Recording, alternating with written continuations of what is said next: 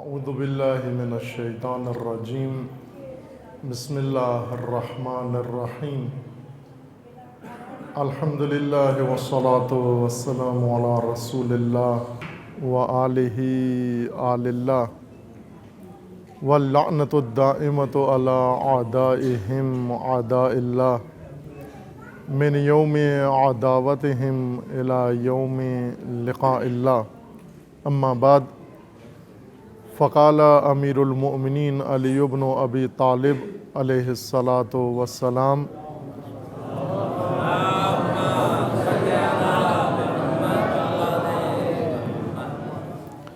القناعۃ مال لا ینفد والمال مادۃ الشہوات۔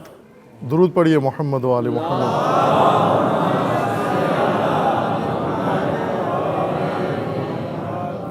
خداوند تبارک و تعالی تمام مومنین کو اپنے حفظ و امان میں محفوظ فرمائے۔ تمام مومنین کی حفظ و سلامتی کے لیے بلند آواز سے صلوات پڑھیے محمد و آل محمد۔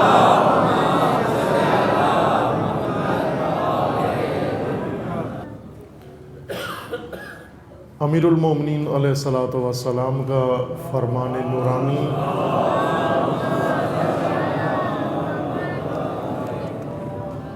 نہج البلاغہ سے نہج البلاغہ کے تیسرے حصہ سے حکمت نمبر 58 سرنامہ کلام قرار دیا ہے، جس میں امیر المومنین علیہ السلام کا ارشاد گرامی ہے المال و مادۃ الشہوات۔ مال شہوات کی جڑ، اساس اور شہوات کی بنیاد ہے۔ نہج البلاغہ سے آپ آشنا ہیں، اور بعض شاید ایسے صاحبان توفیق اس مجلس میں تشریف فرما ہوں جنہیں یہ سعادت نصیب ہے کہ زندگی کے کچھ ایام میں یا اکثر ایام میں انہوں نے نہج البلاغہ کے خطبات کی قراءت اور تلاوت کی ہے، اور ہماری دعا ہے کہ پروردگار سب کو توفیق عنایت فرمائے انشاءاللہ۔ نہج البلاغہ جس طرح قرآن کریم کے بارے میں خود قرآن کا فرمانا ہے، رسول اللہ صلی اللہ علیہ وآلہ وسلم بارگاہ خداوند تبارک و تعالی میں شکوہ کریں گے، شافع محشر میں جا کر شکوہ کریں گے، شکایت کریں گے بارگاہ پروردگار میں کہ اے میرے پالنے والے، ان قومی اتخذوا ھذا القرآن مہجورا، اے میرے پالنے والے، میری قوم نے، میری امت نے، میرے ماننے والوں نے اس قرآن کو متروک رکھا ہے، مہجور رکھا ہے، قرآن کو سمجھا نہیں، پڑھا نہیں، اس پر عمل نہیں کیا ہے۔ یہ بہت بڑا شکوہ ہوگا رسول اللہ کا بارگاہ خدا میں اپنی قوم کے بارے میں، اور ساتھ ہی یقیناً اگر قرآن کا شکوہ ہوگا تو نہج البلاغہ کا بھی شکوہ بارگاہ خدا میں قیام فرمائیں گے اور عرض کریں گے اے پالنے والے، میرے خطبات بھی اس قوم کے پاس موجود تھے لیکن انہوں نے انہیں پڑھنے کی زحمت گوارا نہیں کی۔ نہج البلاغہ امیر المومنین علیہ السلام کے کلام کا مجموعہ ہے، انتخاب کیا گیا ہے، سارے کلام، سارے خطبے نہیں ہیں۔ بہت سارے خطبے تاریخ میں محفوظ نہیں رکھے جا سکے، ضائع ہو گئے ہیں، حافظوں کے ذہن میں تھے، سینے میں تھے، وہ حافظ اس دنیا سے چلے گئے اور کتابت نہیں ہو سکی ان خطبوں کی، اور وہ حصہ امیر المومنین کے کلام نورانی کا جو محفوظ کر لیا گیا ہے، کاتبوں نے، حافظوں نے محفوظ رکھا ہے، وہ تقریباً 12 جلدیں ہیں نہج البلاغہ جیسی۔ بعض علماء نے، خدا رحمت کرے ان علماء کو جنہوں نے یہ زحمت کی ہے اور امیر المومنین کے یہ خطبے، کلام اور احادیث نورانی اکٹھی کی ہیں، جمع کی ہیں۔ سید رضی بہت جید و بزرگ عالم گزرے ہیں جنہوں نے نہج البلاغہ کے خطبے اکٹھے کیے ہیں، البتہ انتخاب کیا ہے۔ بہت سارے خطبوں میں جو خطبے ادبی پہلو سے، فصاحت اور بلاغت کے پہلو سے بہت اچھی ان کو اچھے لگے، انہوں نے ان کو چن لیا اور بعض کو چھوڑ دیا انہوں نے۔ 3 حصے ہیں نہج البلاغہ کے۔ پہلے حصے میں خطبے ہیں، بعض مفصل اور بعض مختصر۔ دوسرے حصے میں خطوط ہیں، مکتوبات، جو امیر المومنین نے اپنے عہد میں، خصوصاً زمانہ حکومت میں، مختصر چند سال کا جو زمانہ حکومت گزرا ہے، اس زمانے میں اپنے والیوں کو جو خود مقرر کیے تھے مختلف علاقوں میں، ان کو خطوط لکھے ہیں، کچھ اپنے مخالفوں کو لکھے ہیں اور کچھ اپنے رقیبوں اور دشمنوں کو لکھے ہیں۔ اور تیسرا حصہ مختصر جملوں کا ہے، جسے حکمتیں کہا جاتا ہے، امیر المومنین کی حکمتیں ہیں۔ اس میں سے ایک حکمت انتخاب کی ہے اس مجلس نورانی اور آپ مومنین کرام اور آپ حاضرین کی خدمت میں اس کلام کو سرنامہ سخن قرار دیا ہے۔ اس میں حضرت کا فرمان ہے، المال مادۃ الشہوات، مال تمام شہوتوں کی جڑ ہے۔ ساری شہوتیں انسان کے اندر مال سے پیدا ہوتی ہیں، جڑ یہ ہے، بنیاد یہ ہے۔ اس جملے کو سمجھنے کے لیے کہ امیر المومنین کیا فرما رہے ہیں، اور کم از کم ہم علی کے شکوہ سے بچ جائیں روز قیامت، کہیں ایسا نہ ہو کہ مولا بارگاہ خدا میں اٹھ کر شکوہ کریں کہ انہوں نے بھی نہ میری حکمت کو پڑھا ہے، نہ میرے خطبوں کو پڑھا ہے، نہ میرے خطوط کو پڑھا ہے۔ چونکہ یہ عادت ہے ہماری، میں ہمیشہ مجالس میں اس نقطے کی طرف توجہ مومنین کی دلاتا ہوں کہ ہم امیر المومنین کے بارے میں خود اپنی عقیدت زیادہ اظہار کرنا چاہتے ہیں، امیر المومنین کی زبان مبارک سے حقیقت سننے کے لیے اتنے تیار نہیں ہیں۔ چونکہ ہم جو بھی بیان کرتے ہیں، خطیب ہے، ذاکر ہے، شاعر ہے، مداح ہے، جو کچھ بھی بیان کرتا ہے وہ اپنی عقیدت کے جذبے ہیں جو مولا کی بارگاہ میں پیش کرتا ہے، اور سچی عقیدت ہے، یہ اعتراف کرتے ہیں کہ سچی عقیدت ہے۔ کوئی شعر کی صورت میں، کوئی ربائی کی صورت میں، کوئی تقریر کی صورت میں، کوئی بیان کی صورت میں، کوئی قصیدے کی صورت میں، یہ سب اپنی عقیدت کا اظہار کرتے ہیں، اور مومنین بھی داد دے کے، نعرے لگا کے، صلوات پڑھ کے، واہ واہ کر کے، وہ بھی جوابی عقیدت کا اظہار کرتے ہیں اور شامل ہو جاتے ہیں۔ لیکن عقیدت کے ان جذبوں میں ہمیں ایک چیز یاد رکھنی چاہیے، اور وہ یہ کہ عقیدت کے جذبوں میں اگر حقیقت کے جلوے نہ ہوں، بھلے اگر حقیقت کے جلوے نہ ہوں، جذبے تھوڑی دیر کے لیے پیدا ہوتے ہیں پھر ٹھنڈے ہو جاتے ہیں، لیکن حقیقت کے جلوے جذبوں کو ہمیشہ زندہ رکھتے ہیں۔ اگر عقیدت کے جذبے حقیقت کے جلووں میں مل جائیں تو یہ جذبے ہمیشہ زندہ رہتے ہیں۔ اب جذبے، عقیدت کے جذبے شاعروں کے ہاں ہیں، ذاکروں کے ہاں ہیں، خطیبوں کے پاس ہیں، اہل منبر کے پاس ہیں، لیکن حقیقت کے جلوے کون دکھائے گا؟ حقیقت کے جلوے وہی دکھا سکتا ہے، یہ ذہن میں رکھیے، عقیدت اسی دل میں آئے گی جو پاک دل ہے۔ جو دل پاک نہیں ہے اس میں علی کی محبت آ ہی نہیں سکتی، یہ رسول اللہ کا فرمان ہے،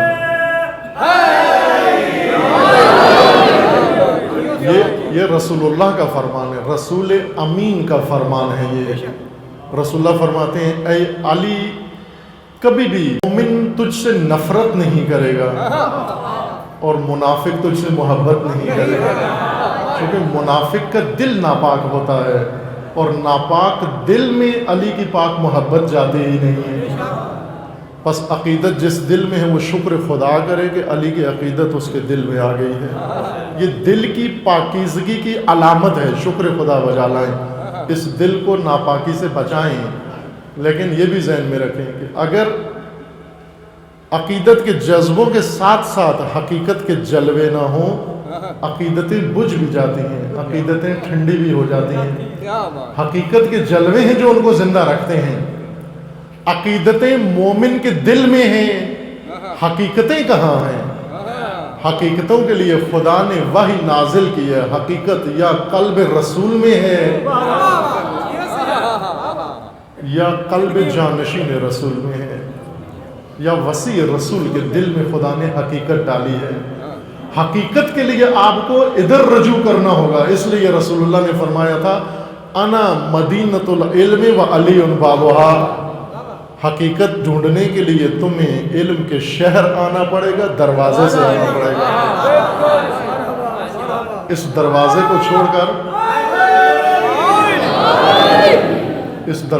چھوڑ کر تمہیں باقی در پہ, تمہیں باقی دروازوں پہ رسوائی تو ملے گی, حقیقت نہیں ملے گی. رسول اللہ نے یہ نہیں فرمایا تھا کہ در ایک ہے, فرمایا در بہت سارے ہیں. علم کا در ایک ہے, جہالت کے دروازے بہت سارے ہیں.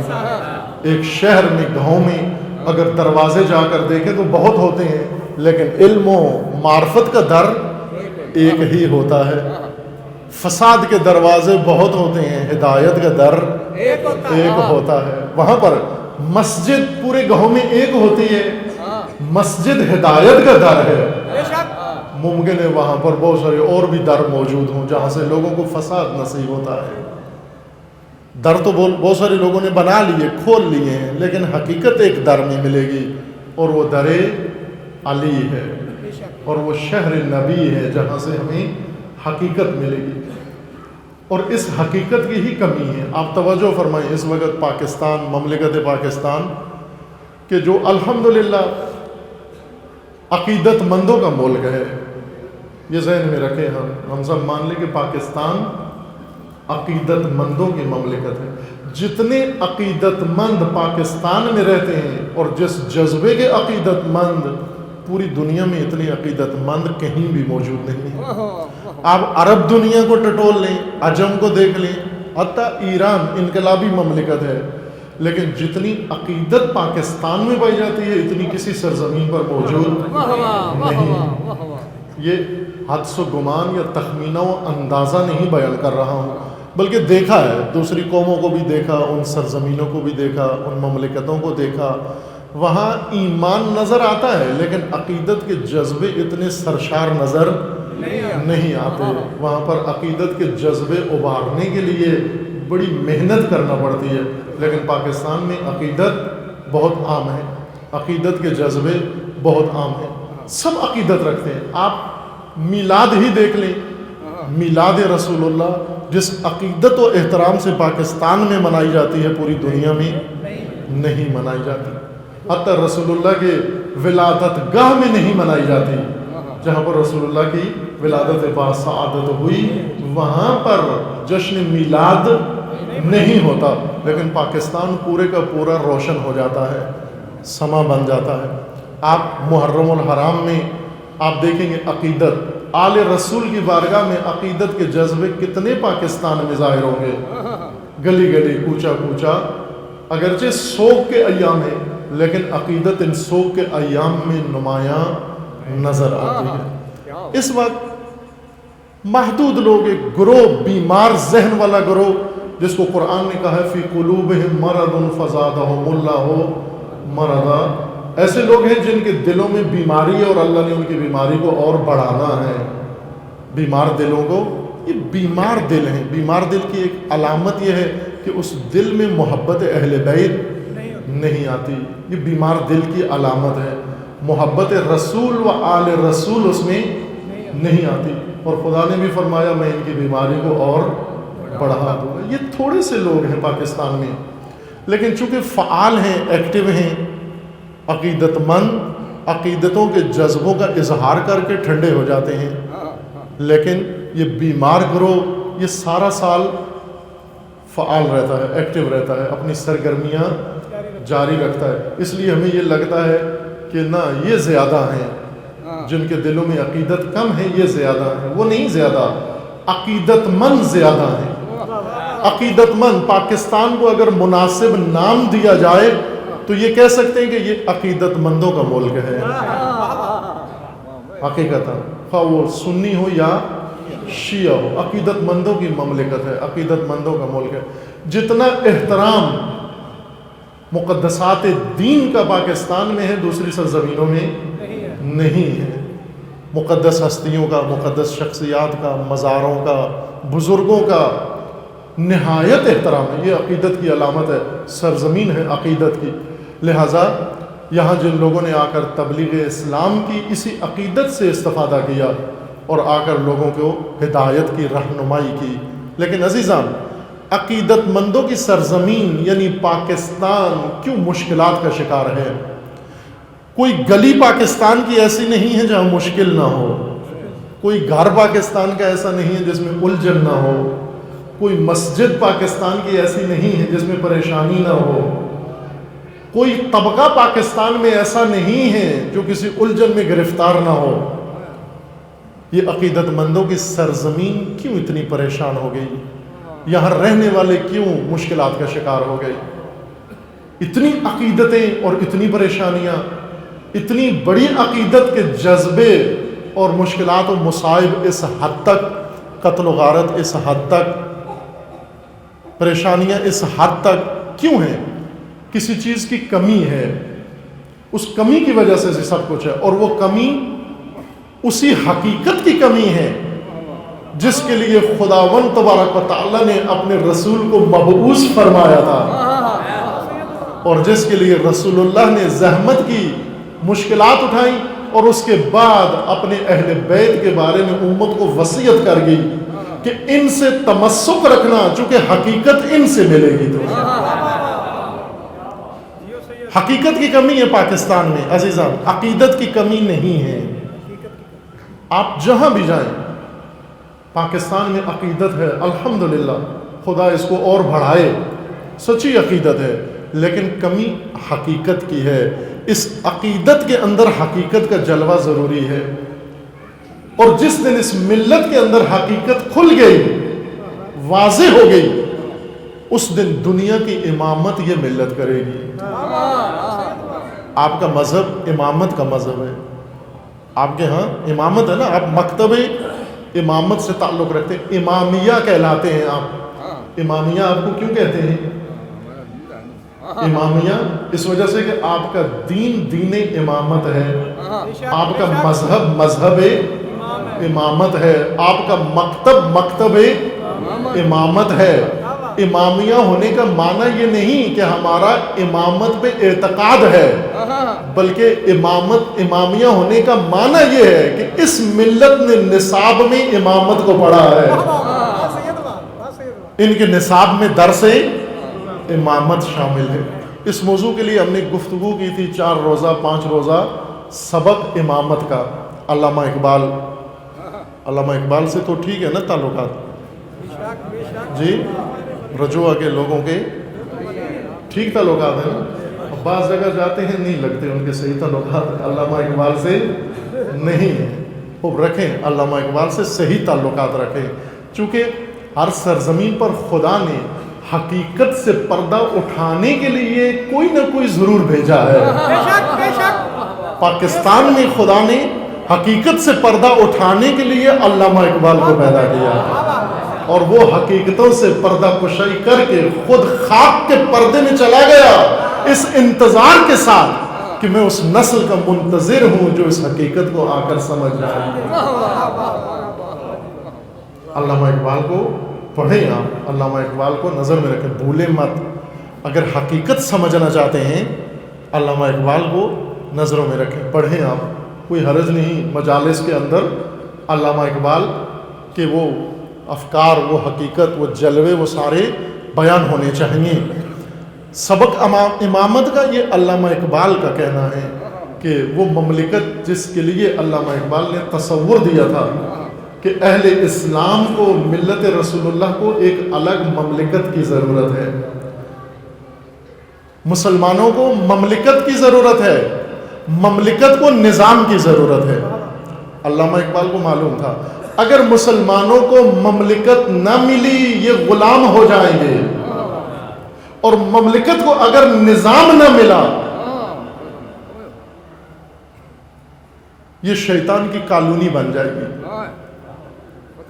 اگر مملکت کو نظام نہ ملا، علامہ وہ ہوشیار انسان تھے جنہوں نے یہ نہیں کہا کہ آپ ہندو اکثریت کے اندر رہ کر بھی رسم دین بجا لا کر اپنے آپ کو سمجھو کہ ہدایت پا گئے. آپ کو مملکت کی ضرورت ہے.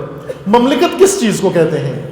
مملکت جیسے ایک خاندان کو گھر کی ضرورت ہے. گھر میں کیا کریں آ کر؟ گھر میں صرف رسومات نہیں بجائی جاتی، گھر میں زندگی بسر کی جاتی ہے. گھر کس لیے چاہیے؟ زندگی بسر کرنے کے لیے. گھر جس میں تمہیں رہنا ہے، گھر جس میں تمہیں پلنا ہے، گھر جس میں تمہیں پنپنا ہے، گھر جس میں تمام افراد خانہ نے، اولاد نے، ماں باپ نے، سب نے آ کر پوری زندگی، پوری حیات اس چار دیواری کے اندر بسر کرنی ہے، اس کو گھر کہتے ہیں. اور جہاں پر ایک ملت نے زندگی بسر کرنی ہے اس کو مملکت کہتے ہیں. وہ مملکت ہے. مسلمانوں کو مملکت کی ضرورت ہے اور مملکت کو نظام کی ضرورت ہے. اگر یہ نظام نہ ہوا مملکت کے پاس، شیطان آ کر اس میں اپنے گھونسلے بنا لیں گے، شیطان آ کر اپنے آشیانے بنا لیں گے. اس مملکت کو شیطان کا آشیانہ بننے سے روکنے کے لیے علامہ اقبال نے فرمایا، اے مسلمانوں، جب تمہیں مملکت مل جائے، جب مل جائے اس مملکت کے لیے نظام کی کوشش کرنا. اور تنہا نظام باقی شیطان کے نظام ہیں. علامہ اقبال کی بات کر رہا ہوں میں، یہاں کسی اور کی بات نہیں کر رہا. علامہ اقبال، اگر تصدیق کرنا چاہتے ہیں، میں کتاب نہیں لایا، آپ کے پاس ہے کتاب، جا کے پڑھ لینا، اردو میں ہی.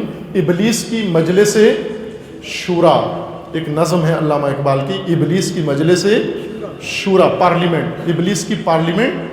اس کو پڑھ لیں. یہی باتیں جو عرض کر رہا ہوں یہ اسی کا خلاصہ ہے. علامہ اقبال کیا فرما رہے ہیں کہ اے مسلمان، تجھے مملکت کی ضرورت ہے. اگر مملکت کے لیے تو نے اللہ کا نظام نہیں لایا تو شیطان کا نظام آ جائے گا. شیطان کا نظام کون سا ہے؟ اب علامہ اقبال شیطانی نظام کی فہرست بیان کر رہے ہیں. شیطان کا نظام ہے ملوکیت، ملوکیت، فرعونیت، یہ شیطان کا نظام ہے. اشتراکیت، کمیونزم، سوشلزم، یہ شیطان کا نظام ہے. اور علامہ اقبال نے ایک اور نظام بھی، یہ ذرا آہستہ سے کہوں تاکہ باہر آواز نہ جائے، ایک تیسری قسم بھی شیطانی نظام کی اسی نظم کے اندر. ممکن ہے یہ بات آپ سنیں علامہ اقبال سے تعلقات خراب ہو جائیں. خراب تو نہیں ہوں گے؟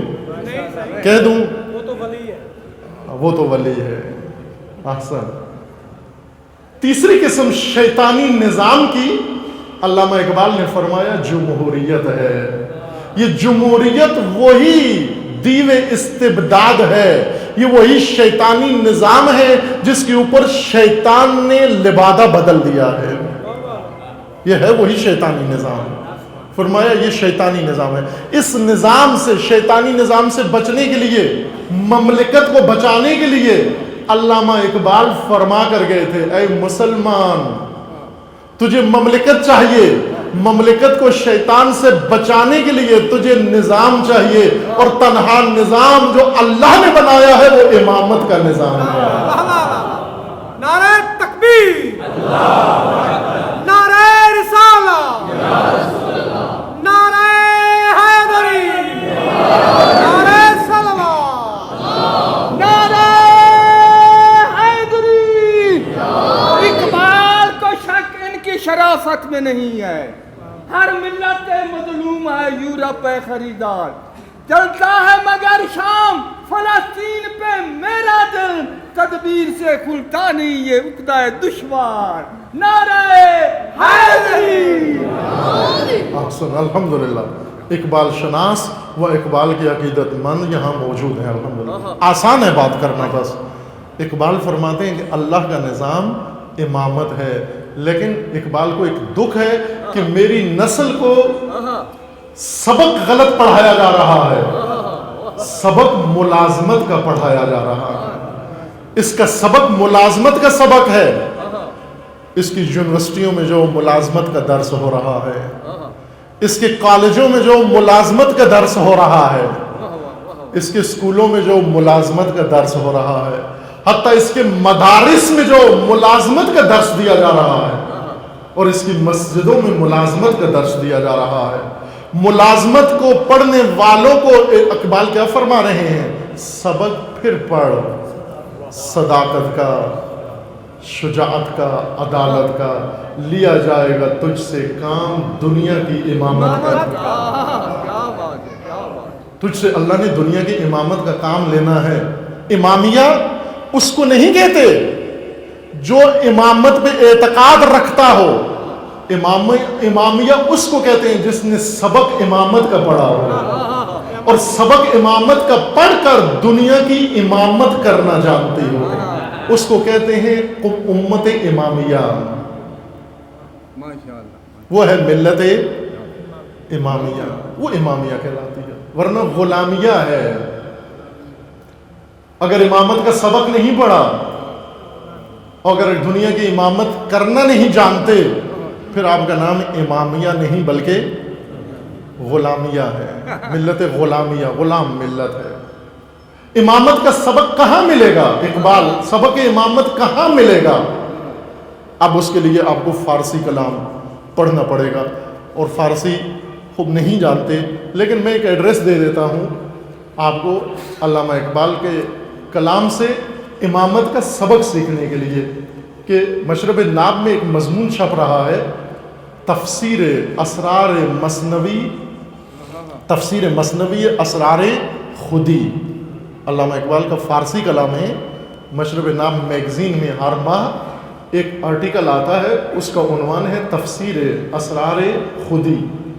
علامہ اقبال کی کتاب ہے فارسی میں، فارسی چونو انہوں نے اصل کلام فارسی میں لکھا ہے اسرار خودی کے نام سے، کہ ایک قوم، ایک ملت، ایک امت اپنی شخصیت کیسے حاصل کر سکتی ہے، کھوئی ہوئی شخصیت، لٹی ہوئی شخصیت کیسے بنا سکتی ہے، اس کو علامہ اقبال نے اس میں بیان کیا ہے، جو ہر مہینے چھپ رہا ہے، اور اگر آپ اہل ذوق، اہل مطالعہ ہیں وہاں پڑھ سکتے ہیں۔ سبق امامت کا وہاں پر آپ کو ملے گا۔ اس میں علامہ نے ایک خوبصورت فصل منعقد کی ہے، باندھی ہے، شرح اسماء علی مرتضیٰ علیہ السلام۔ امیر المومنین کے ناموں کی تفسیر علامہ اقبال نے کی ہے اس مثنوی کے اندر، شرح اسماء علی مرتضیٰ علیہ السلام۔ امیر المومنین کے نام کیوں ہیں یہ؟ جس طرح اسماء اللہ ہے، اللہ تعالیٰ کے متعدد نام ہیں، ہر نام کا ایک معنی اور تفسیر ہے، اسی طرح رسول اللہ صلی اللہ علیہ وآلہ وسلم کے نام ہیں، ان ناموں کا معنی ہے و تفسیر ہے، اور اسی طرح دیگر ہستیوں کے اور شخصیات کے نام ہیں۔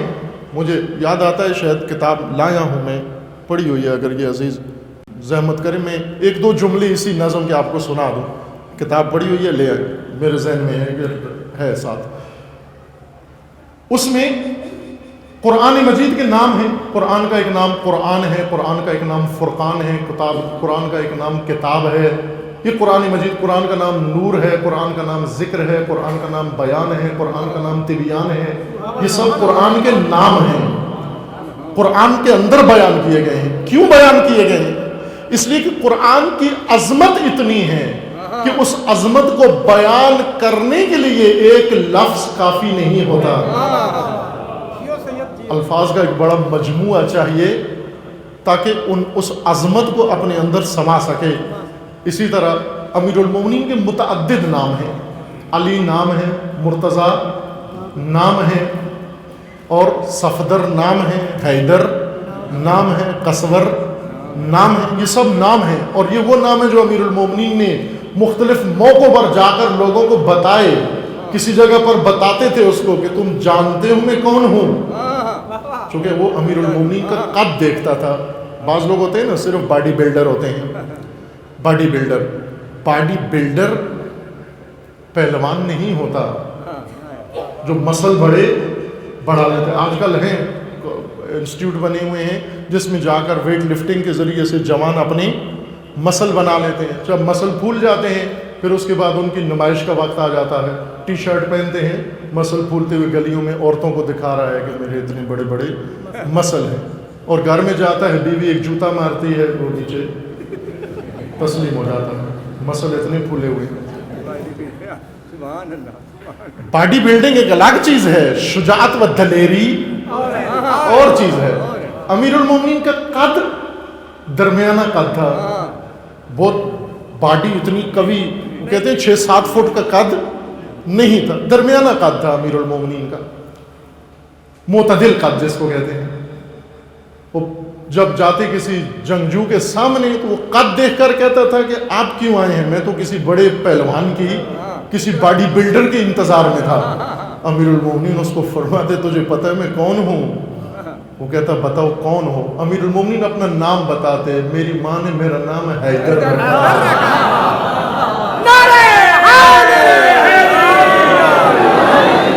یہ حیدر سن کر بھاگ جاتا تھا، اچھا اگر حیدر آیا ہے میرے میں طاقت نہیں حیدر کا مقابلہ کرنے کے لیے. علامہ اقبال ایک بہت سارے ناموں کی تشریح کرتے ہیں. یہ کتاب اتفاقاً ہے ہمارے پاس، اس میں ایک یہ در شرح اسرار اسماء علی مرتضیٰ صفحہ 47 پر ہے. اسرار اسماء علی مرتضیٰ، مسلم اول شہ مردان علی، عشق را سرمایہ ایمان علی، از ولائے دودمانش زندہ ام، در جہان مثل گوہر تابندہ ام، نرگسم و رفتے نظارے ام، در خیابانش چوبو آوارے ام. علامہ کیا کہہ رہے ہیں؟ کون علی؟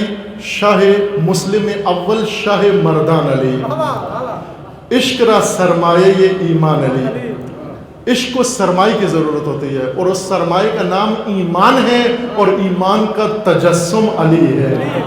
اگر علی نہ ہوتے دنیا میں عشق نہ ہوتا.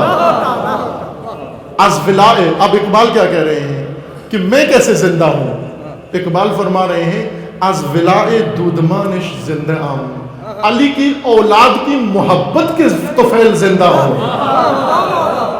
در جہان مثل گوہر تابندہ ام، اور اگر میں دنیا میں موتی کی طرح، ہیرے کی طرح چمک رہا ہوں تو یہ علی کی اولاد کے نتیجے میں ہے. نرگسم، میں گل نرگس ہوں. وا رفتے یہ نظارے ام، گل نرگس جس کی آنکھ ہوتی ہے، دیکھا ہے نا گل نرگس؟ سنا ضرور ہوگا، دیکھ لیں، ہوتا ہے عام دیہاتوں میں، ہر جگہ پر، قبرستانوں میں اگاتا ہے، خود ہی اگاتا ہے گل نرگس. گل نرگس کے پتے کے اوپر، پھول کے اوپر ایک آنکھ بنی ہوتی ہے، ایسے لگتا ہے کہ گویا آنکھیں کھول کے کسی کو دیکھ رہا ہے. علامہ اقبال فرماتے ہیں کہ میں وہ نرگس کا پھول ہوں اور آنکھیں کیوں کھولے ہوئے ہوں؟ اس لیے کہ میں علی کے نظارے کے لیے گل نرگس کی طرح آنکھیں کھول کے بیٹھا ہوں. در خیابانش چبو آوارے ام، در خیابانش چبو آوارے ام، اور میں خوشبو بن کر کوچہ بے کوچہ گھوم رہا ہوں. کس کے لیے گھوم رہا ہوں؟ علی کے نظارے کے لیے گھوم رہا ہوں. زمزم ار جوشت ز خاک من ز اوست، میں اگر ریزت ز تاک من از اوست، خاکم و از مہر او آئین ام، می توان دیدن نواد در سین ام. خوب یہ اپنی عقیدت ظاہر کر رہے ہیں کہ میرا تعلق امیر المومنین سے کیا ہے، لیکن ایک نام امیر المومنین کا اقبال نے، علامہ نے اس نظم میں بڑی خوبصورتی سے تمام اسماء کی تفسیر کی ہے. مشہور اسماء امیر المومنین کے کہ ان ناموں کا فلسفہ کیا ہے، ان کی حکمت کیا ہے. ان میں سے فرمایا کہ ایک نام امیر المومنین کا بوتراب ہے. امیر المومنین کا ایک نام بوتراب ہے.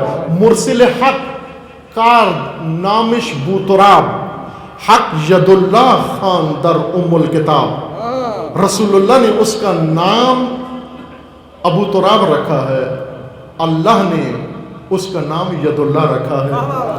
ہر کے دانائے رموز زندگی سر اسماء علی داند کے کیس. جو بھی صاحب اسرار ہے وہ جانتا ہے علی کے ناموں کی حکمت کیا ہے. اس کے بعد شروع کرتے ہیں بو تراب کا معنی کرنا کہ ابو تراب ہوتا کیا ہے. یہ صرف تبرکاً میں نے شعر علامہ کے چند پڑھ دیے تاکہ گواہی ہو جائے. علامہ اقبال فرماتے ہیں کہ امیر المومنین کا ایک نام ہے بو تراب. بو تراب یعنی مٹی کا باپ. مٹی کا باپ انسان کیسے بنتا ہے؟ مٹی کا باپ بنتا ہے جب عالم خاک کو تسخیر کر لیتا ہے. جب عالم خاک کو تسخیر کر لیتا ہے. عالم خاک کا سب سے پہلا پتلا جس سے انسان کا پالا پڑتا ہے وہ تن خاکی ہے. وہ تن خاکی ہے. تن خاکی کو جس نے تسخیر کر لیا بو ترابیت کی طرف پہلا قدم اٹھا لیا. یہ ہوتا ہے ابو تراب. اور ایک ہوتا ہے ابن تراب، فرزند خاک، خاک کا بچہ، خاک کا بیٹا جو خاک بازی کرتا ہے، جو خاک سے پیوند رکھتا ہے، جو خاک سے جوڑ رکھتا ہے، جو خاک پرست ہے وہ خاکی بن جاتا ہے، مٹی سے بھی زیادہ پستر ہو جاتا ہے. یہ کون ہے؟ جو مٹی کو تسخیر نہیں کرتا بلکہ مٹی میں ہی دفن ہو جاتا ہے. مٹی اس کو تسخیر کر لیتی ہے. سب سے پہلے جو خاکی پتلا انسان کو تسخیر کرتا ہے بدن ہے انسان کا. بدن کی خواہشات، بدن کے تقاضے، بدن کی تمنا. بدن انسان سے بہت کچھ مانگتا ہے، بدن آپ سے بہت کچھ چاہتا ہے. یہ جو کچھ آپ کر رہے ہیں، کما رہے ہیں، بدن کے تقاضے پورے کرنے کے لیے کر رہے ہیں. جو کچھ بنایا ہے بدن کی ڈیمانڈ پوری کی ہے. بدن نے آپ کو مزدور کی طرح لگایا ہوا ہے، قدم کام پہ لگایا ہوا ہے. اٹھو اب یہ کرو، ابھی اس کو بھرو، ابھی اس کو سجاؤ، ابھی اس کو پہناؤ، ابھی اس کو سلاؤ، ابھی اس کو دھو، ابھی اس کو جگاؤ. ابھی یہ غضب میں ہے، ابھی اس کو لذت چاہیے. کبھی لذت کھانے کی چاہیے، کبھی لذت شہوانی چاہیے. یہ بدن کی لذتیں ہیں، ایک ایک کر کے آپ کے سامنے رکھتا جاتا ہے. اور فطرت بیچاری بدن کی خادم و غلام و نوکرانی بن کر بدن کے تقاضوں کو پورا کر رہی ہے. ہونا کیا چاہیے تھا؟ ہونا یہ چاہیے تھا کہ فطرت کا کام سب سے پہلے اس بدن کو تسخیر کرنا تھا. اگر فطرت بدن کے تقاضوں کے تحت ہو جائے یہ ابن تراب ہے، اور اگر بدن کے تقاضوں پر فطرت غالب آ جائے یہ ابو تراب ہے. یہ ابو تراب ہے. اور جب یہ پہلی خاک انسان تسخیر کر لیتا ہے اس کے بعد پھر آ جاتی ہے یہ کائنات، یہ زمین کو تسخیر کر لیتا ہے ابو تراب. اور ابو تراب صرف اس کو نہیں کہتے جو تن اور زمین کو تسخیر کر لے، جو پوری کائنات کو تسخیر کر لے، اس کو ابو تراب کہتے ہیں. وہ ابو تراب ہے. یہ علامہ نے اسی نظم میں بیان فرمایا ہے عزیزان.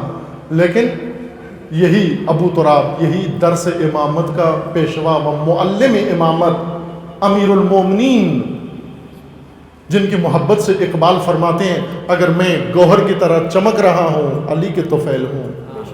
اگر آپ کو مجھ سے کوئی فکر ملتی ہے تو وہ امیر المومنین کی وجہ سے ہے. یہاں ایک اور فارسی زبان شاعر گویا علامہ اقبال کی مدد کی ہے. اس شخص نے، علامہ اقبال نے جو کچھ بیان کیا خود اعتراف کر رہے ہیں کہ یہ امیر المومنین و آل امیر المومنین کے طفیل میں نے سب کچھ لیا ہے. ایک فارسی شاعر نے علامہ اقبال کی مدد کی ہے، ترجمانی کی اقبال کی. اور وہ یہ کیا ہے، وہ ترجمانی کیا ہے کہ گر آپ کو جو خوشبو ملتی ہے پھولوں سے ملتی ہے. خوشبو کہاں سے ملتی ہے؟ پھولوں سے ملتی ہے. اور باغ کے اندر چہچہاتی بلبل ہے، نغمہ بلبل چہچہاتی ہے. خوب یہ پھولوں سے جو خوشبو نکلتی ہے اور بلبل سے جو چہچہاٹ اور نغمہ نکلتا ہے یہ اصل میں کس کا ہے؟ آیا بلبل کا اپنا ہے؟ آیا یہ خوشبو پھول کی اپنی ہے؟ نہ، وہ شاعر یہ کہتے ہیں کہ نہ، یہ اس کی اپنی نہیں ہے. گر بوی مشک و کرنفل شنوی از دولت ان زلف چو سنبل شنوی. اگر آپ کو مشک، کستوری، مشک کہتے ہیں کستوری، اگر آپ کو کستوری کی خوشبو آ رہی ہے جو ہرن کی ناف سے نکلتی ہے، اگر آپ کو معطر خوشبو پھولوں سے آ رہی ہے تو جان لو یہ اس کی اپنی نہیں ہے، یہ کسی اور کی خوشبو ہے. پھول اس کی خوشبو آپ تک پہنچا رہا ہے. اور اگر گر نغمے بل زپے بلبل شنوی گل گفت بود گرچہ سے بلبل شنوی. اگرچہ یہ نغمہ جو پھول آپ باغ میں بلبل سے سن رہے ہو یہ چونچ بلبل کی ہے لیکن نغمہ بلبل کا نہیں ہے.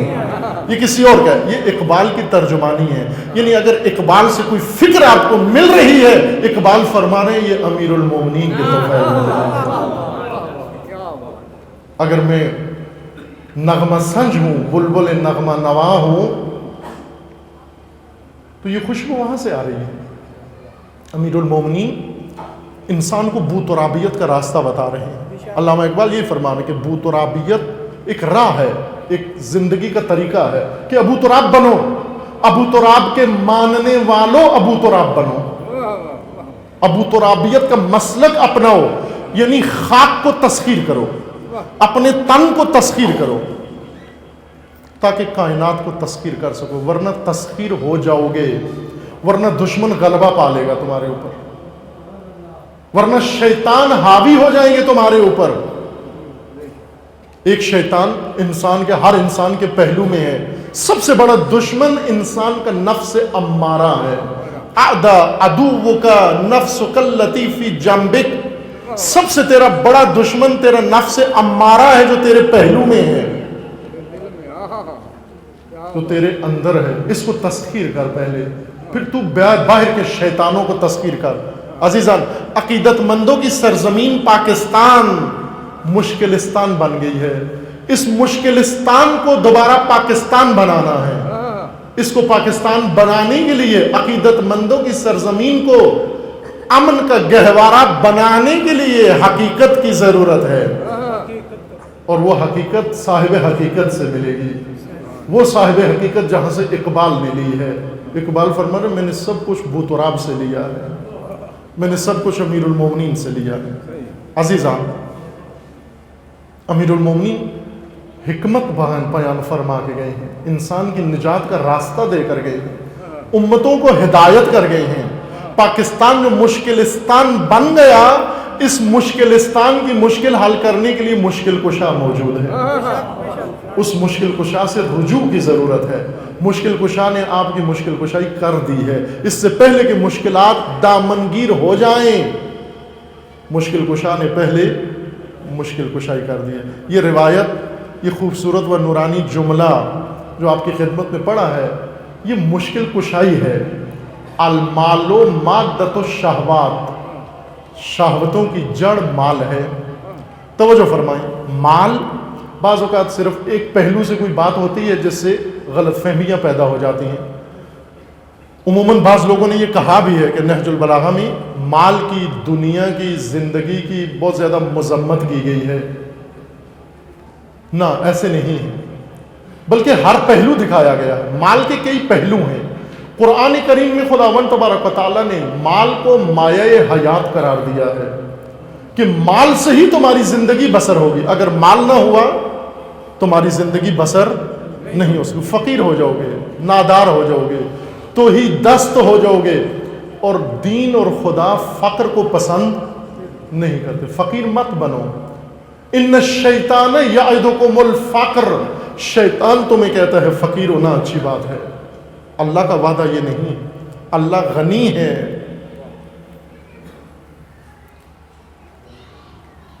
خدا کا وعدہ نہیں ہے کہ تم فقیر ہو جاؤ. جتنے فقیر ہوگے اتنے محبوب تر ہو نا.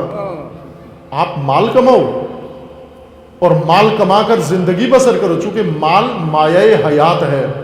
مال کی حیثیت انسان کی زندگی میں وہی ہے جو آپ کے بدن میں خون کی حیثیت ہے. اور کوئی کہہ سکتے خون کی مذمت کر سکتے ہیں ہم؟ نہ، خون اچھی چیز ہے. خون ہوا تو انسان زندہ ہے. اگر خون نہ ہوا انسان زندہ نہیں. مال ہوا تو زندگی بسر ہوگی. گھر چلے گا، نظام چلے گا، امت چلے گی، مملکت چلے گی، معاشرہ چلے گا. اگر مال نہ ہوا کچھ بھی نہیں ہے انسان کے پاس. نادار ہے. فقیر، توجہ فرمائیں، اس کو کہتے ہیں جس کے پاس مال نہ ہو. عربی زبان میں فقیر کہتے ہیں جس کی ریڑھ کی ہڈی ٹوٹ گئی ہو. انسان کا کوئی بھی عضو ٹوٹ جائے چلتا رہتا ہے. ٹانگ ٹوٹ جائے بیساکھیوں پہ چل لیتا ہے، ویل چیئر پہ چل لیتا ہے. بازو ٹوٹ جائے پھر بھی چلتا رہتا ہے، کچھ نہ کچھ کرتا رہتا ہے. لیکن اگر ریڑھ کی ہڈی ٹوٹ جائے، کھڑے ہونے کے قابل کھڑا ہوتا ہے، وہ زمین پہ لیٹ جاتا ہے. فقیر، فقرات موروں کو کہتے ہیں جو پیٹھ کے پیچھے ریڑھ کی ہڈی میں مورے ہیں. فقیر جس کے موہرے ٹوٹ گئے ہوں، جس کی ریڑھ کی ہڈی ٹوٹ گئی ہو وہ فقیر ہے. فقیر طبقہ یعنی جو اٹھ نہیں سکتا، معاشرے میں قیام نہیں کر سکتا، اپنا بوجھ نہیں اٹھا سکتا، کوئی دوسرا اس کو سہارا دے. پس مال ضروری ہے. مال آپ کی ریڑھ کی ہڈی ہے، مال مضبوطی ہے، مال خاندان، آپ کی زندگی، آپ کے بال بچے، آپ کی بیوی بچے، آپ کے رشتہ دار، ماں باپ، سب کی زندگی کا دار و مدار مال کے اوپر ہے. اس مال کو کہا گیا ضائع مت کرو، اس مال کو اسراف مت کرو، اس مال کو فضول خرچی میں مت ضائع کرو. مال تمہاری حیات کے لیے ہے. دوسری طرف سے قرآن کریم میں ہے کہ مال فتنہ ہے. پس مال مایہ حیات بھی ہے اور مال فتنہ بھی ہے. مال آزمائش ہے، امتحان ہے خدا کی طرف سے. مال اللہ مال دیتا ہے، آزماتا ہے، مال لے کے بھی آزماتا ہے. اور نہج البلاغہ کے ہے کہ مال شہوتوں کی بنیاد ہے. انسان کے اندر خواہشات ہیں، شہوتیں. شہوت اشتہا سے ہے. اشتہا کسی شے کی طرف شدید رغبت، چاہت. بعض اوقات انسان کے اندر کسی چیز کی چاہت پیدا ہوتی ہے بہت شدید، اس کو کہتے ہیں اشتہا. مثلا کئی وقت سے کھانا نہیں ملا، سامنے کھانا پکا ہوا ہے، بریانی پکی ہوئی ہے، پلاؤ پکا ہوا ہے، اور اس وقت جو انسان کی حالت ہوتی ہے اس کو اشتہا کہتے ہیں. شدید میلان، شدید تمایل، رجحان اور رغبت کھانے کی، اس کو اشتہا کہتے ہیں. شہرت پسندی اشتہا ہے. بعض انسان ہیں جن کو مشہور ہونے کا بڑا شوق ہے کہ ہم دنیا میں مشہور ہو جائیں.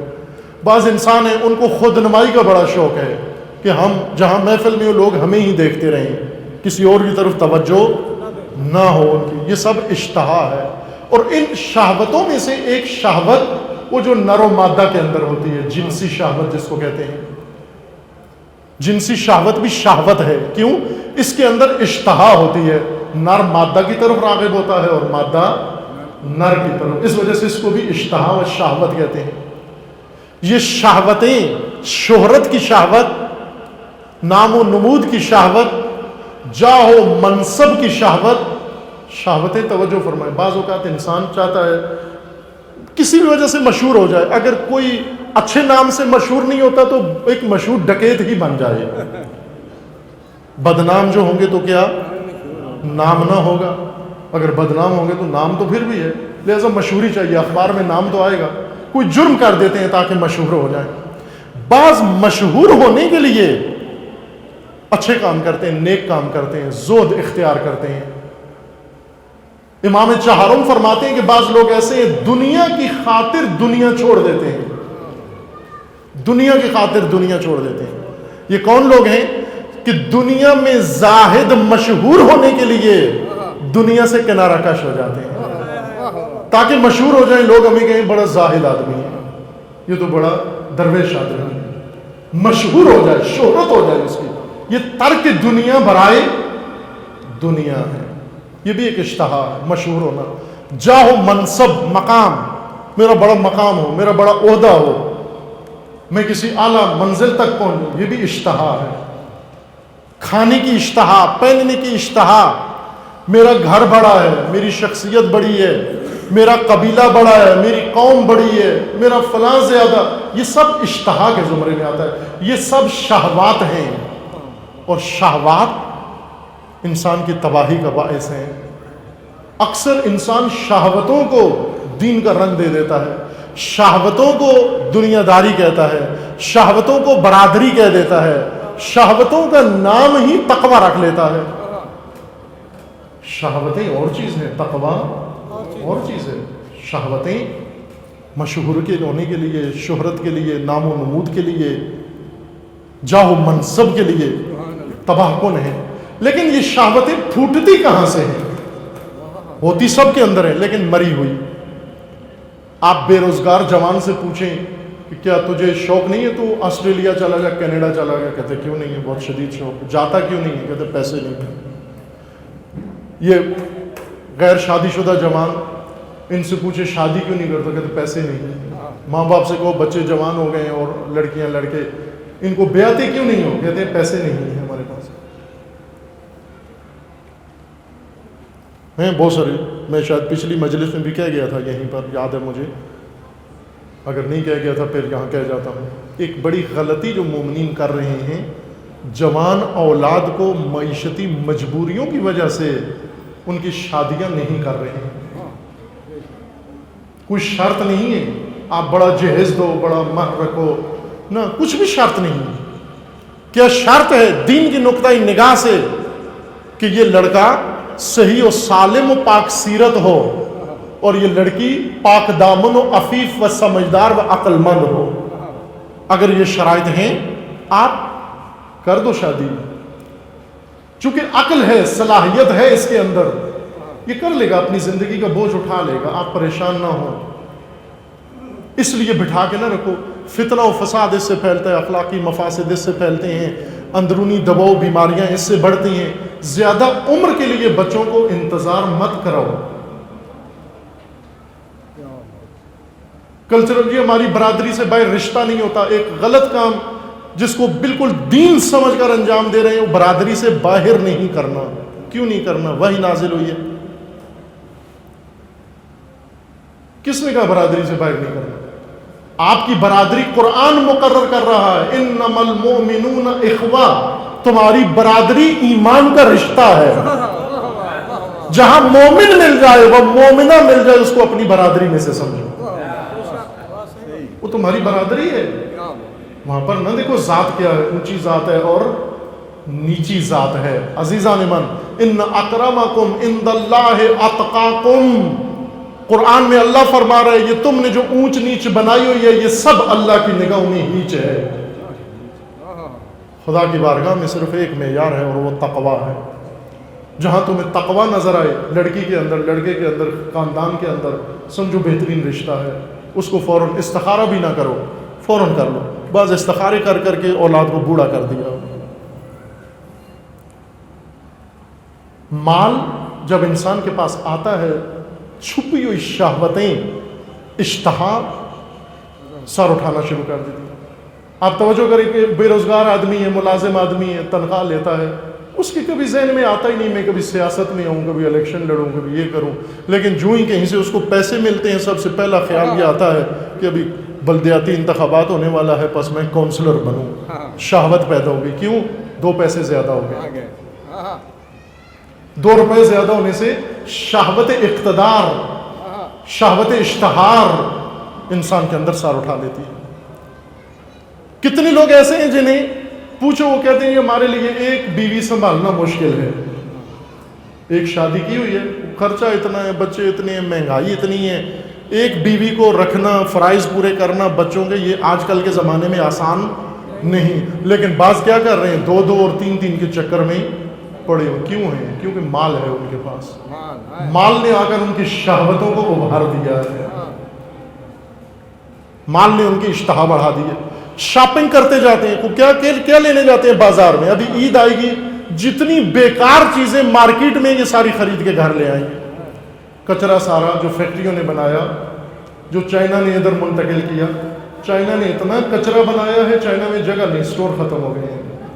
وہ سارا کچرا بورے بھر کے پاکستان بھیج دیتے ہیں اور پھر اس کے بعد ہم اس کو خریدنے چلے جاتے ہیں, شاپنگ کرتے ہیں. کون سی چیز اتنی شاپنگ کرا رہی ہے ہم سے؟ ضرورت, شہوت.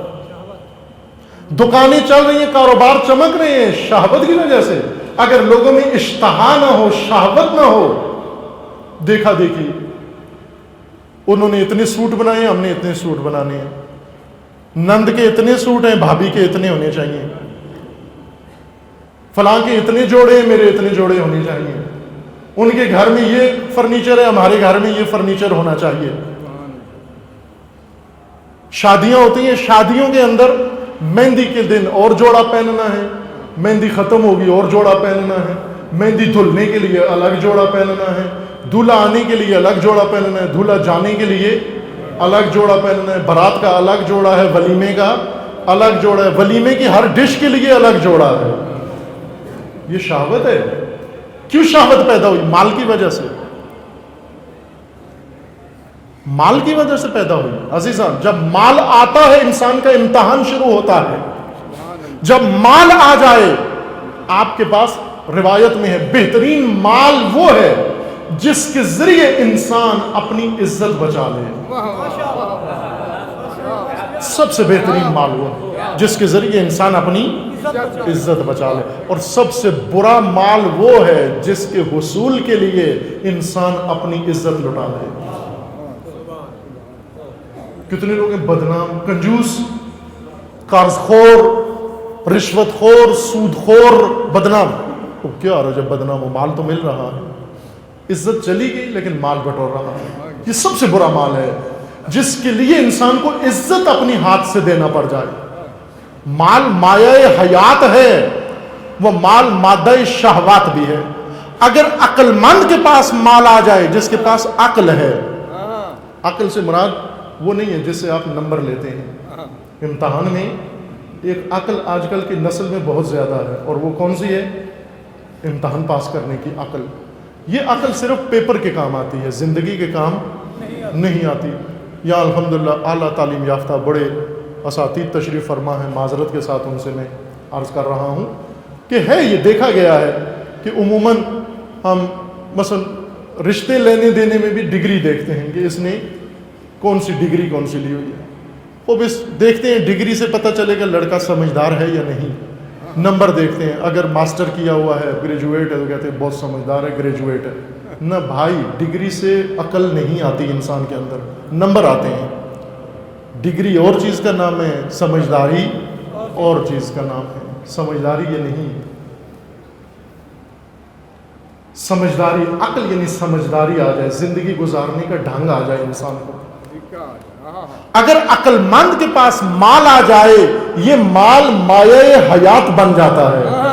لیکن اگر بے وقوف کے پاس مال آ جائے, یہ مادہ شہوات بن جاتا ہے. المال مادۃ الشہوات, ساری شہوتیں مال سے پھوٹتی ہیں.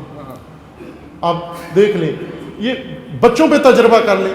اپنے بچے کو آپ دیں 5 روپے دیں, 5 روپے کی شہوت اس کے اندر آئے گی. شہوت سے مراد چاکلیٹ.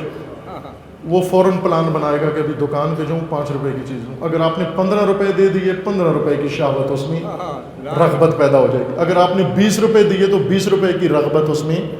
آپ مال بڑھاتے جائیں, بچے کی شہوت بھی بڑھتی جائے گی. اور بعض ایسے ہی اپنے بچوں کو بلینک چیک لکھ کے دے دیتے ہیں, وہ بچے پھر جو لے کے آتے ہیں ماں باپ گھبرا جاتے ہیں اسے, یہ کیا لے آئے ہو تم. جتنا مال بے وقوف کے پاس آئے گا اس کی شہوت میں اضافہ ہوتا جائے گا. عقل مند کے پاس آئے گا اس کی زندگی میں بہتری آتی جائے گی. یہ حکمت ہے, یہ حقیقت ہے.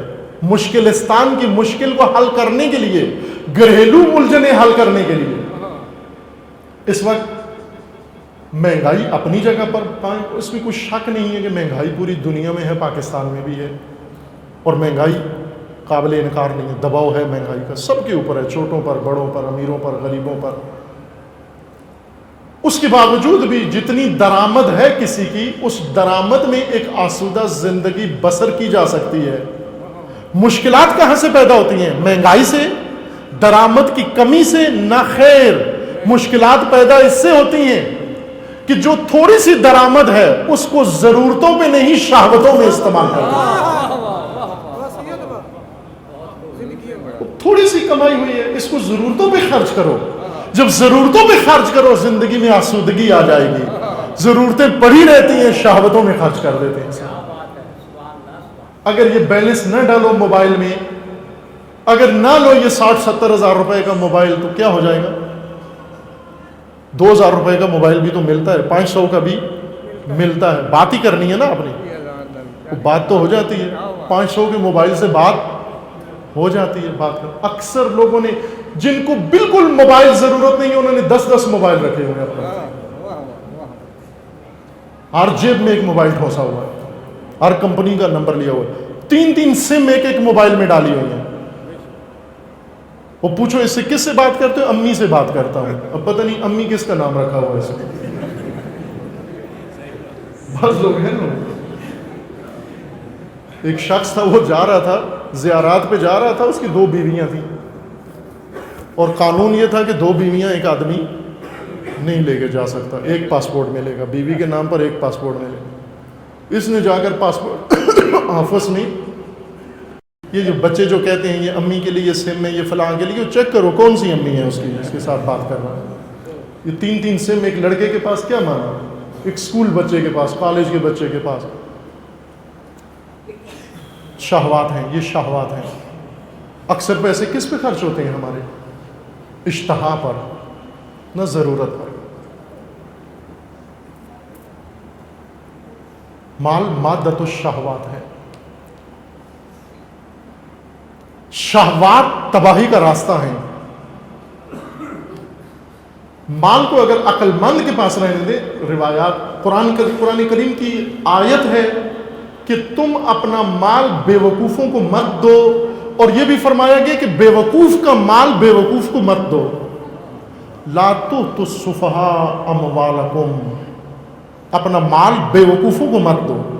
بے وقوف وہ ہے جسے یہ نہیں معلوم کہ یہ جو مال میرے پاس ہے میں اس کو شہوتوں میں استعمال کروں یا ضرورتوں میں استعمال کروں۔ جو ضرورتوں کے بجائے شہوتوں میں استعمال کرے وہ بے وقوف ہے۔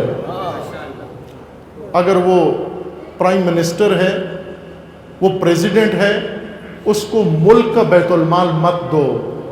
کیوں؟ کہ وہ قومی ضرورتوں کے بجائے شہوتوں میں استعمال کرے گا۔ ملک میں گیس نہیں ہے، بجلی نہیں ہے، ضروریات زندگی نہیں ہے، اور انہوں نے شہوتوں میں سارا کچھ اڑا کے رکھ دیا۔ بیوقوف حکمران ہیں۔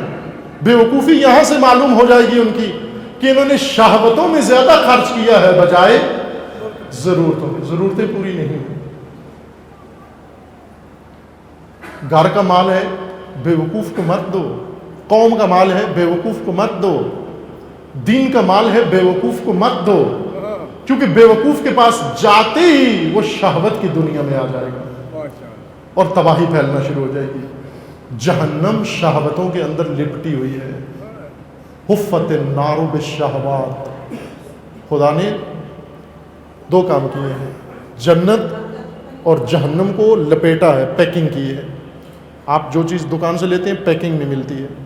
بعض چیزوں کی بڑی خوبصورت پیکنگ ہے، بعضوں کی اتنی اچھی پیکنگ نہیں ہے، اور عموماً ہم پیکنگ دیکھ کر کوئی چیز خریدتے ہیں۔ جس کی پیکنگ بہت اچھی ہو وہ ہم سمجھتے ہیں کہ اس کے اندر بھی اچھی چیز ہوگی، لیکن یہ ہمیشہ ایسے نہیں ہے۔ بعض اوقات بڑی اچھی پیکنگ میں بڑی خراب چیز نکلتی ہے، اور بعض اوقات بڑی خراب پیکنگ میں بڑی اچھی چیز نکل آتی ہے۔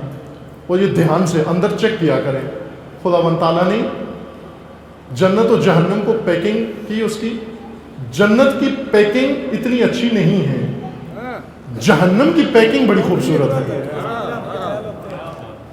الجنت حفت بالمکارہ، جنت سختیوں میں لپیٹ دی ہے۔ سختیوں کی پیکنگ میں جنت لپیٹ دی ہے، اور شہوتوں کی پیکنگ میں جہنم لپیٹ دی ہے۔ ہم پیکنگ دیکھ کے ڈر جاتے ہیں، سختیوں کی طرف نہیں جاتے۔ نہ عزیز من، سختیوں کی پیکنگ کو انتخاب کر کے اندر بہترین مال ہے۔ رال نہ ٹپکا تو پیکنگ دیکھ کر، شہوتیں خوبصورت ہیں، لذت آور ہیں، لذت بخش ہیں، اندر بھی اتنی نہ، اندر جہنم ہے، سوزناک، خوفناک، ہلاک کنندہ جہنم ہے اندر، جس کا ایندھن انسان ہے۔ یہ مشکل کشا نے مشکلستان کی مشکل حل کرنے کا فارمولہ بتایا ہے۔ القناعت مال لا ينفد، قناعت وہ مال ہے جو کبھی ختم نہیں ہوتا، اور مال مادہ شہوات ہے۔ مال سے ساری شہوتیں انسان کی پھوٹتی ہیں۔ جتنے بھی معاشرے کے اندر تباہی پھیلا رہے ہیں، شہوتیں مال ہے ان کو۔ کتنے لوگ ہیں منشیات کا کاروبار کرتے ہیں، فساد کا کاروبار کرتے ہیں، ملاوٹ کرتے ہیں۔ ملاوٹ کرنے والے کیا شہوت ہے ان کے اندر؟ مال زیادہ مل جائے، ورنہ کیوں ملاوٹ؟ لوگوں کی زندگیوں سے کھیلتے ہیں، دودھ میں چونا ملا کے بیچ رہے ہیں لوگوں کی زندگیوں سے، شیرخوار بچے پیتے ہیں، عجیب و غریب بیماریوں میں لوگ مبتلا ہو رہے ہیں، ناپاک چیزوں سے کھانے پینے کے پروڈکٹ بنا کر بازاروں میں بیچ رہے ہیں، کیونکہ میرا مال بڑھ جائے۔ مال بڑھے کیا ہو جائے؟ تاکہ تیری شہوت زیادہ ہو جائے، تیرے شہوت کی دنیا زیادہ ہو جائے، دوسرے کی زندگی ضائع ہو جائے، دوسرا تباہ ہو جائے۔ اس کا مال بڑھ جائے.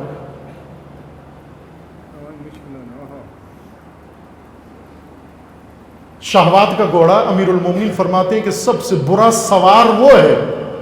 یا مجھے یاد ہے ایک دفعہ میں اسی گاؤں میں آیا تھا، بہت پہلے، شاید 30 سال پہلے آیا تھا، نوجوانی میں. اس وقت اتنی آبادی نہیں تھی، سمٹا ہوا گاؤں تھا اس وقت. آپ میں سے بہت سارے نہیں پیدا ہوئے تھے اس وقت. بزرگ تھے، چھوٹے بچے جوان نہیں تھے. اس وقت نوجوان تھے. یہاں پر ایک گھوڑوں کی دوڑ ہوئی تھی، یا اس سے اندازہ ہوا تھا کہ یہاں ہے گھوڑ سواری کا، گھوڑے پالنے کا. بارگاہ آشنا ہیں آپ لوگ یہاں، گھوڑوں سے مانوس ہیں، گھوڑوں پر سواری لیتے ہیں. اور ظاہراً گھوڑوں کی قسموں سے بھی آشنا ہوں گے آپ. اعلیٰ نسل کے گھوڑے، ٹانگے والے گھوڑے، راٹ کے، کولو کے گھوڑے نا جو کھینچتے ہیں کنواں. اب تو بجلی آ گئی ہے، موٹریں آ گئی ہیں، پہلے کنواں بھی گھوڑے سے کھینچتے تھے. سامان اٹھانے والے گھوڑے اور وہ بورے اٹھانے والے گھوڑے. ایک اعلیٰ نسل کا گھوڑا ہوتا ہے. اعلیٰ نسل کا گھوڑا کرتب دکھاتا ہے، سدھاتا ہے، سیکھتا ہے. بڑا مہنگا بھی ہوتا ہے، لاکھوں روپے ان کی قیمت ہے، خرید ہے.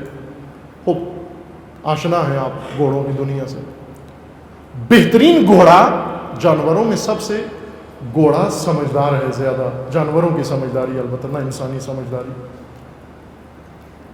آشنا ہے بہت سارے، خصوصاً اعلیٰ نسل کا گھوڑا. یہ نہیں کہ میں یہاں کہہ رہا ہوں گھوڑا بہت سمجھدار ہے تو آپ کسی یہ ٹانگے والے پہ جا کے بیٹھ جاؤ کہ یہ سمجھدار ہے بہت زیادہ. ممکن ہے دولتی مارے ہمیشہ کے لیے اپاج کر دے آپ کو. اعلیٰ نسل کا گھوڑا، اس کی ایک علامت یہ ہے کہ وہ سدھایا ہوتا ہے. جیسے جنگی گھوڑے ہیں، اعلیٰ نسل کے گھوڑے ہوتے ہیں. جنگی نسلوں کو جنگ سکھاتے ہیں. آدھی جنگ گھوڑا لڑتا ہے، آدھی جنگ سوار لڑتا ہے.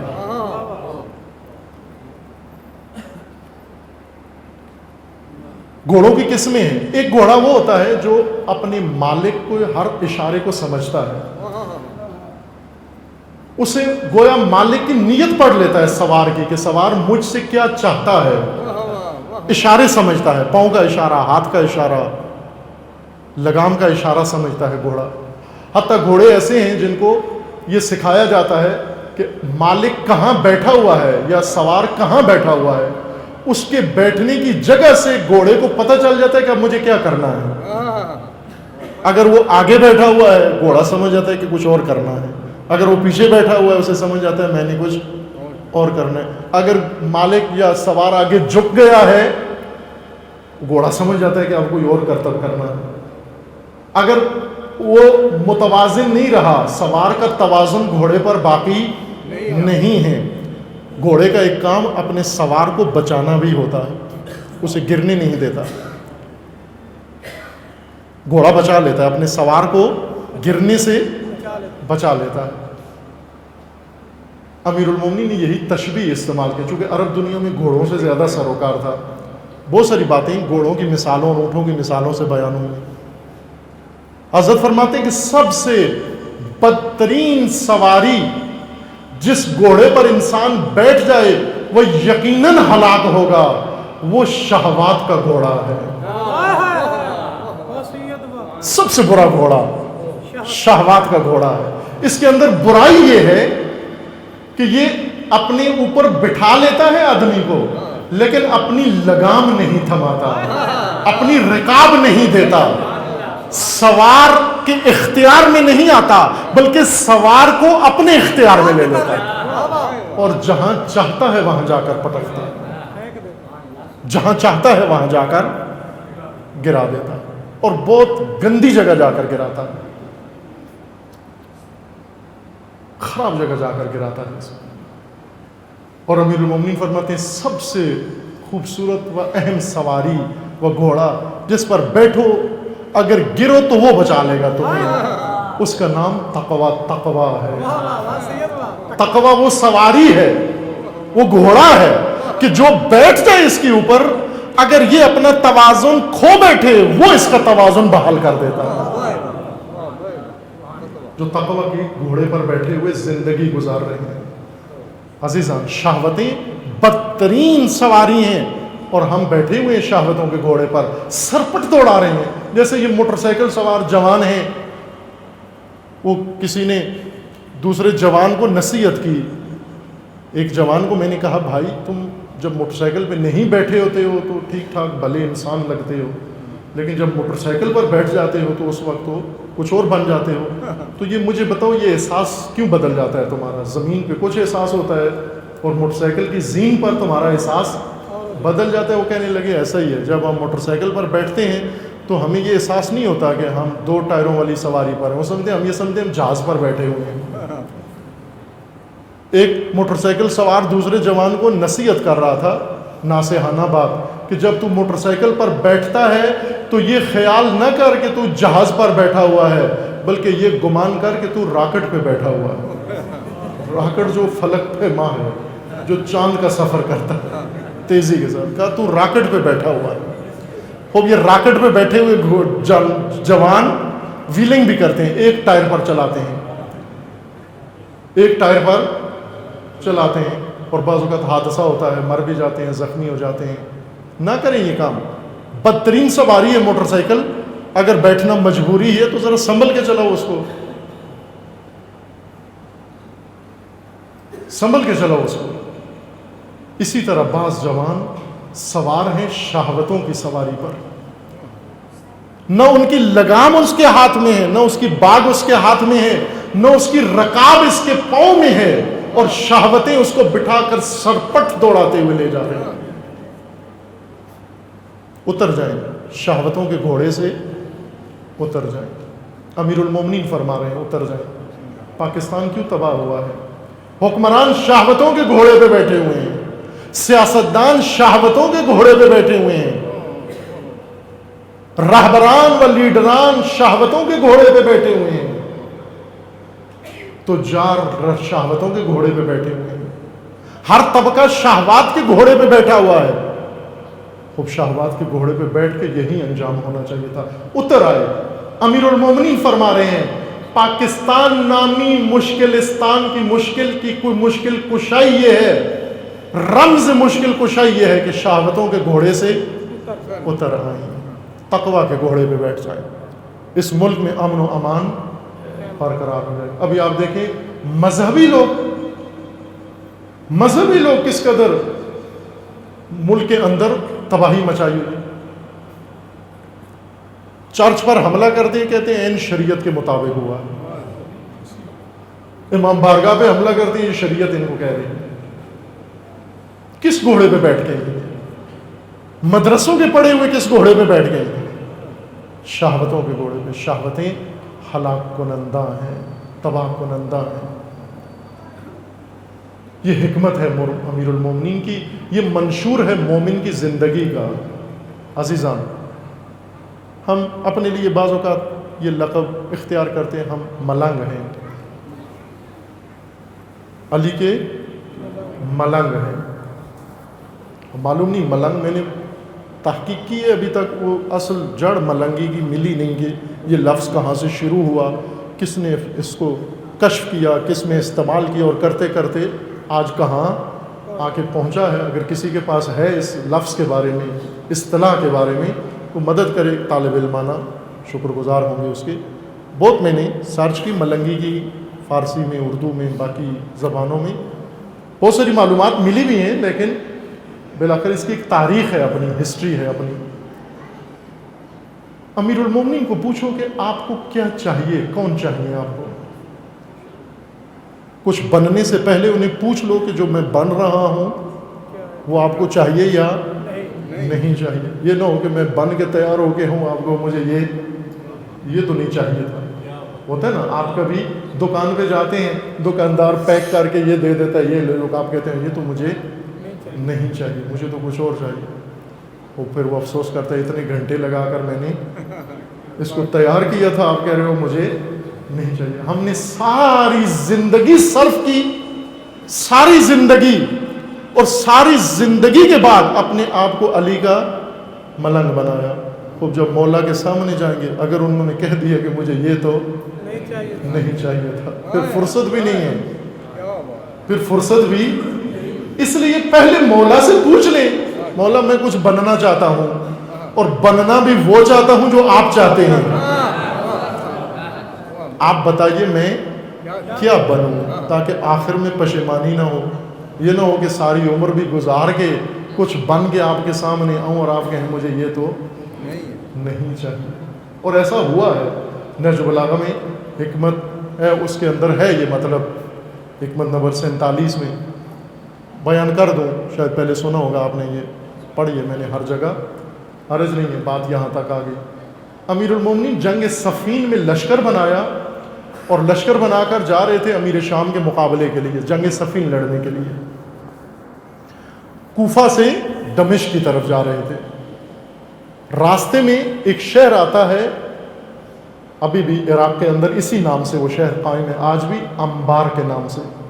انبار اردن کے راستے، اردن اور سوریہ کے درمیان یہ شہر پڑتا ہے، انبار نامی شہر. یہاں سے امیر المومنین کا لشکر گزرا. انبار میں کسان تھے، زرخیز علاقہ ہے، آپ کے علاقے کی طرح زرخیز علاقہ ہے. اس زرخیز علاقے سے گزرے، وہاں کے کسان آئے امیر المومنین کا استقبال کرنے کے لیے، اپنے انداز میں استقبال شروع کیا. اس حکمت میں ہے، یہاں ہے میرے سامنے، حکمت میں ہے کہ اس جملے میں خود امیر المومنین نے فرمایا کہ ان لوگوں نے آئے وہ لوگ اور انہوں نے آ کر امیر المومنین کا استقبال شروع کیا. حکمت نمبر 37 ہے، یہ 47 ہے.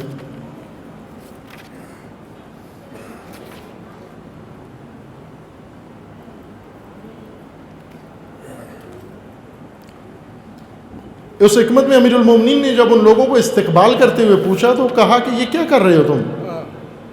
انہوں نے کہا حضرت آپ کا استقبال کر رہے ہیں. استقبال کس طرح سے کر رہے تھے؟ فترجلو، ترجل رجل سے ہے، رجل عربی زبان میں ٹانگ کو رجل کہتے ہیں. ترجل ایک ٹانگ زمین پہ رکھنا، دوسری ٹانگ اٹھانا، باری باری، ایک ٹانگ رکھنا دوسری اٹھا لینا، ایٹ اے ٹائم دونوں ٹانگیں زمین پر نہ ہو، ایک وہ ہوا میں ہو دوسری پھر اس کے بعد بدلیں، یہ ٹانگ زمین پر ہو دوسری اٹھا لیں. بھلے اس کو کیا کہتے ہیں یہاں؟ پریٹ نہ، کھڑے ایک جگہ کھڑے، دمال. احسن، اس کو کیا کہتے ہیں؟ دمال یا بنگڑا. اگر ساتھ سر بھی جھوم رہا ہو تو بنگڑا، ورنہ دمال. یہ دمال ہے. وہ آئے، انہوں نے مولا کے سامنے آگے آگے دھمال شروع کی. فترجلو، امیر المومنین نے پوچھا یہ کیا کر رہے ہو؟ کہنے لگے یہ آپ کا استقبال کر رہے ہیں. حضرت نے فرمایا یہ استقبال اس طرح سے کرتے ہو آپ؟ کہا ہماری عادت ہے کہ اس سے پہلے جتنے بھی امیر آئے ہیں، حکمران، ہم نے ایسے ہی استقبال کیا ہے، بڑے خوش ہوئے ہیں، آخر میں انہوں نے انعام بھی دیا ہے اور انہوں نے یہ کہا کہ ہم دوبارہ آئیں تو پھر ایسا ہی استقبال کرنا ہمارا.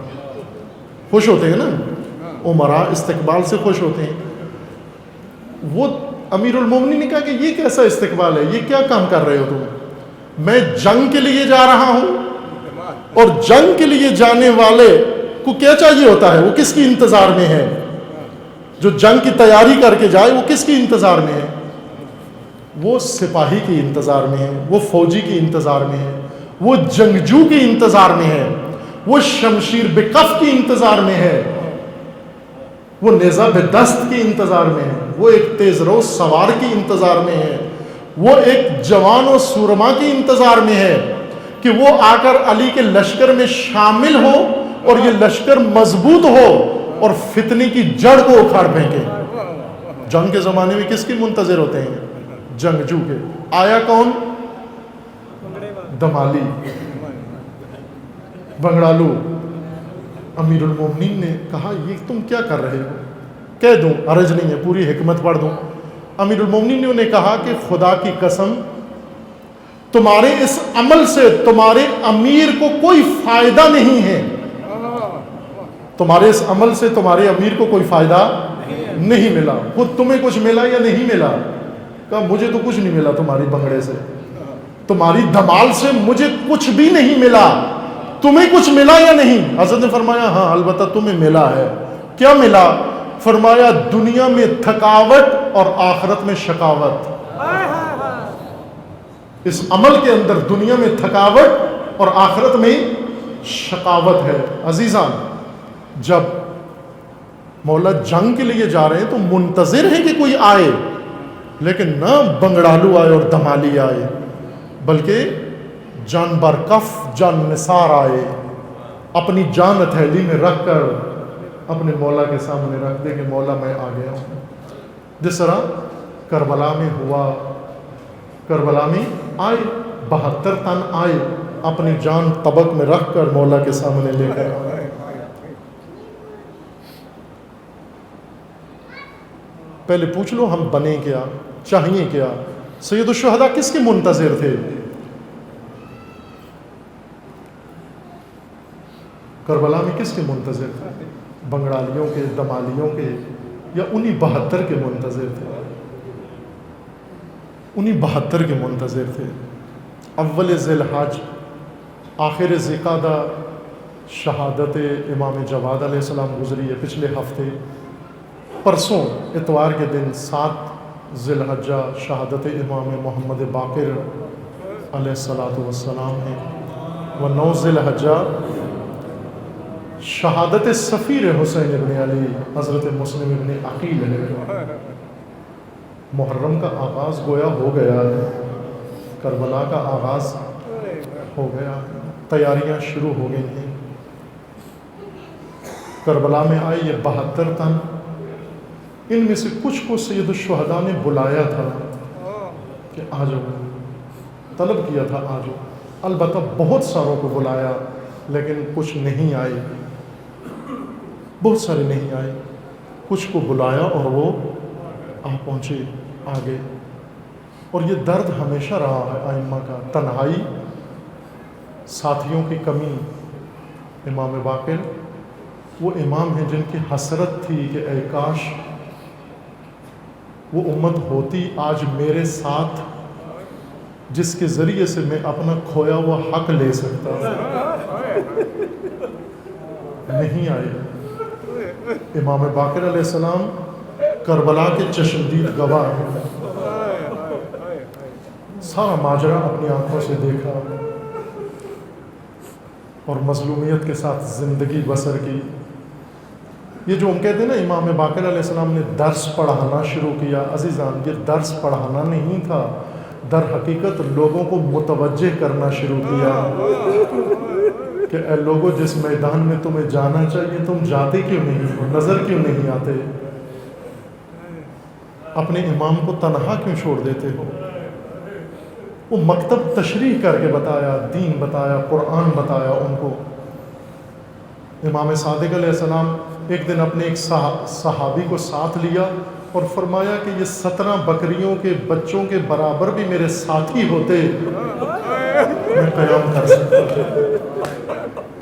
وہ غربت تھی ائمہ کی. عزیزان، 4000 شاگرد تھے امام صادق کے، امام باقر علیہ السلام کے. 4000 شاگرد درس پڑھ کے پیش نمازی شروع کر دیتے تھے جا کر، لیکن 17 بھی ساتھ دینے کے لیے ان میں سے تیار نہیں تھے. وہ پڑھ کے جاب ڈھونڈ لیتے تھے جا کر. کوئی قاضی القضات بن جاتا، کوئی معلم و مدرس و خطیب بن جاتا، اور امام صادق تنہا، امام صادق تنہا تھے. عزیزاں، سب سے غریب ہستی کون سی ہے؟ غریب یعنی تنہا. غریب فقیر کو نہیں کہتے جس کے پاس پیسہ نہ ہو، غریب اس کو کہتے ہیں جس کا کوئی ساتھی نہ ہو، جس کا کوئی ساتھی نہ ہو. عزیزان، بعض ائمہ گزرے ہیں 60 سال ان کو ساتھی نہیں ملا، بعض کو 50 سال ساتھی نہیں ملا. جوان ترین امام جو اس دنیا سے گئے ہیں امام جواد ہیں، 25 سال کی عمر میں شہید ہو گئے، ساتھی نہیں ملا. لیکن قربان اس غریب کے جس کو 1200 سال سے ساتھی نہیں ملا.